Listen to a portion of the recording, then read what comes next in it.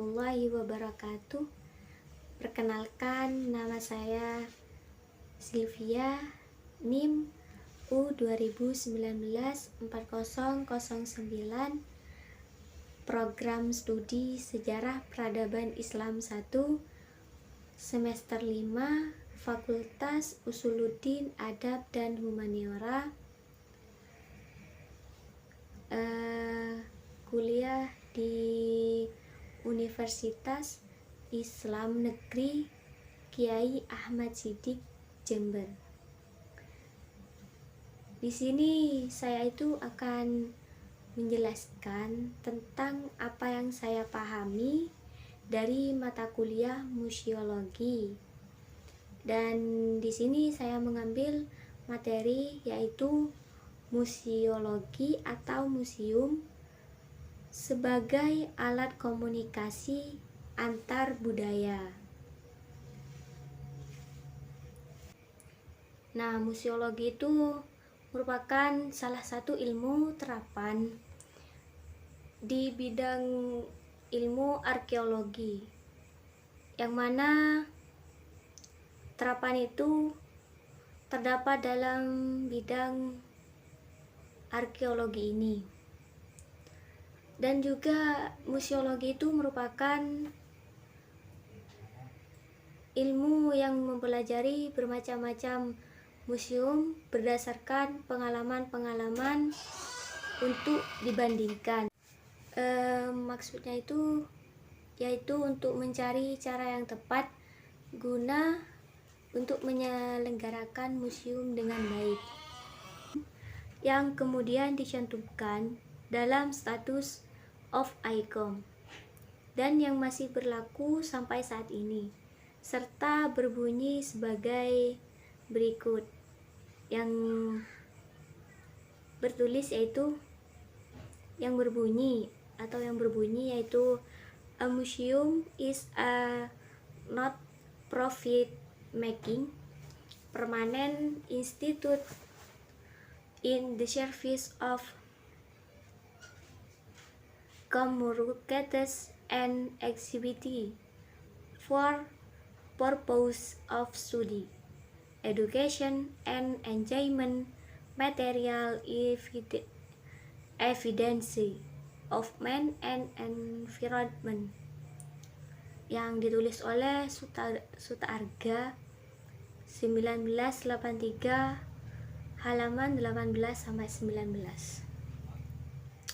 Dari definisi museum ini, pada tahun 1974 itu dapat dicuplikan sebagian dari kalimatnya, yaitu yang berbunyi a museum is as wide as communicators and activities for purpose of study, education and enjoyment, material evidence of man and environment, yang dijadikan objek kegiatan dan riset dan yang kemudian dikomunikasikan. Ialah koleksi museum yang diungkapkan dengan kata-kata bersayap, material evidence of man and environment, bukti material tentang kehadiran manusia dan lingkungan. Di satu pihak ini kita berhadapan dengan bukti material, dan di lain pihak kita berhadapan dengan man and environment. Dua kata ini mengandung makna yang luas, yaitu manusia sebagai makhluk biologis, sebagai bagian dari lingkungan hidup, bagian dari fauna penghuni bumi, yang kemudian melalui pembuktian sejarah perkembangannya, manusia ini berinteraksi dengan lingkungannya dan dengan akalnya, yaitu telah mengubah bagian-bagian dari lingkungan hidupnya menjadi kebudayaan. Arti kebudayaan material itu hanyalah manusia yang merupakan satu-satunya makhluk biologis yang dapat membuat berbagai benda dengan bahan-bahan dari alam, dari lingkungan hidupnya. Museum dan pengunjungnya, apabila seorang kurator itu berhadapan dengan koleksi asuhannya, seakan-akan sang kurator itu berkomunikasi secara akrab sekali dengan benda-benda koleksi yang ditimang-timangnya. Seorang kurator koleksi prehistori akan mengut-mungut penuh pengertian ketika ia sedang mendeskripsikan sebuah kapak genggam paleolitik. Seorang kurator pun akan menarik muka yang kesal dan geram jika sedang mendeskripsikan sebuah gelang batu yang cacat tidak jadi, sebab ia bayangkan dalam benaknya si pembuat gelang batu itu yang dengan jengkel mementingkan pembuang gelang batu yang tak mungkin dapat diselesaikan membandingkan atau membuang gelang itu dengan secara utuh. Di kalangan ahli museologi dan para pengelola museum dewasa ini terdapat slogan yang berbunyi, apabila publik tidak datang ke museum, maka museum harus datang ke publiknya.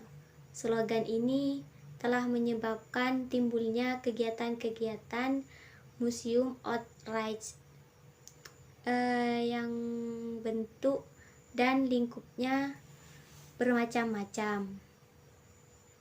Dari model penyiapan dan pengiriman peti kemasan yang sederhana yang dilengkapi dengan peragaan, foto, slide, dan brosur-brosur penjelasan untuk kepentingan sekolah-sekolah terpencil atau sekolah-sekolah yang memesannya, sampai pada kegiatan pameran keliling yang bercorak regional atau internasional.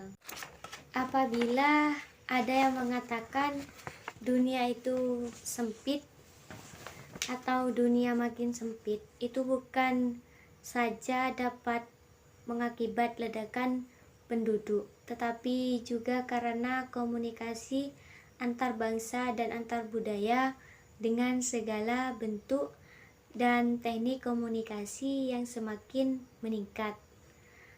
Juga museum turut memainkan peranan dalam usaha komunikasi antar bangsa dan antar budaya seperti yang telah dijelaskan di atas. Itulah yang saya pahami dari materi mata kuliah museologi, yang museologi atau museum sebagai alat komunikasi antar budaya. Baik, jika ada salah kata atau kesalahan kata dari awal hingga akhir, saya mohon maaf yang sebesar-besarnya. Wassalamualaikum warahmatullahi wabarakatuh.